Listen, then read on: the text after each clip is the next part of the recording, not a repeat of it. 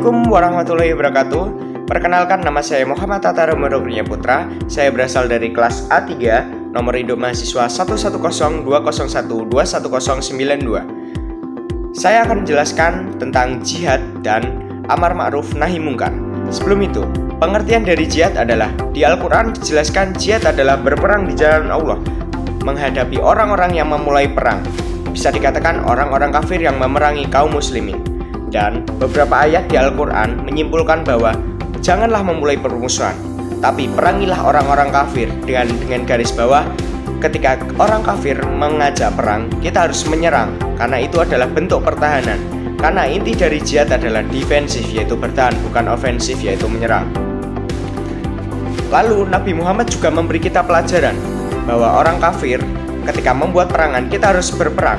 Dan ketika perang itu telah selesai, atau perang melawan orang kafir telah selesai, maka perang selanjutnya akan ada, yaitu perang melawan hawa nafsu. Sehingga kita harus terus berperang dengan hawa nafsu dan kita harus memenangkannya, yaitu dengan melakukan kebaikan dan menghindari hal-hal buruk.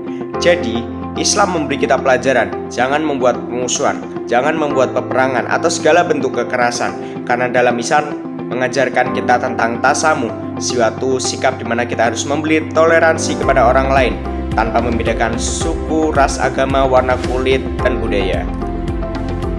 Selanjutnya, hal yang saya jelaskan tadi tentang saya menyinggung tentang kata tasamuh itu sesuai dengan firman Allah pada surat Al-Hujurat ayat 13 yang memiliki arti, wahai manusia, sungguh kami telah menciptakanmu dari seorang laki-laki dan seorang perempuan.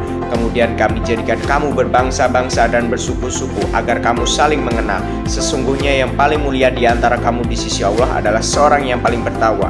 Sungguh Allah Maha mengetahui dan Maha teliti.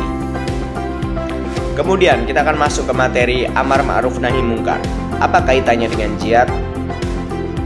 Masih banyak orang muslim yang memiliki pandangan al-unuf, yaitu melakukan suatu perubahan dengan melakukan kekerasan atau melakukan perubahan, usaha perubahan didasari dengan kekerasan.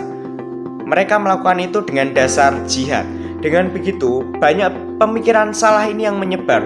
Marah orang Islam melakukan kekerasan mengatasnamakan agama. Mereka berpikiran bahwa untuk menyelesaikan satu masalah melalui kekerasan tidak akan menimbulkan masalah lain. Padahal yang terjadi ketika kita menyelesaikan masalah dengan satu kekerasan, pasti akan timbul kekerasan lainnya. Kemudian, mengapa amar ma'ruf nahi mungkar masih sulit dipegang atau diterapkan? Mungkin yang pertama, faktor yang mungkin masih banyak orang berpikiran seperti itu adalah ingin mempersatukan umat Islam, ingin membuat semua orang sepaham dengan orang-orang yang memiliki pemikiran Islam. Dan pemikiran seperti itu membuat mereka berpikir orang lain sepenuhnya salah jika tidak sepaham atau tidak sependapat. Bisa dikatakan juga mereka telah melakukan kekerasan itu yang paling benar, agar orang-orang lain juga sepaham dengan yang mereka yakini. Jika dikaitkan dengan jihad, ada hal psikologis juga. Memang itulah sifat manusia, sifat dasar manusia, yaitu mudah sekali menyalahkan orang lain tanpa melihat kesalahan apa yang mereka telah buat. Karena manusia memang lebih sulit untuk melihat kesalahan sendiri daripada melihat kesalahan orang lain.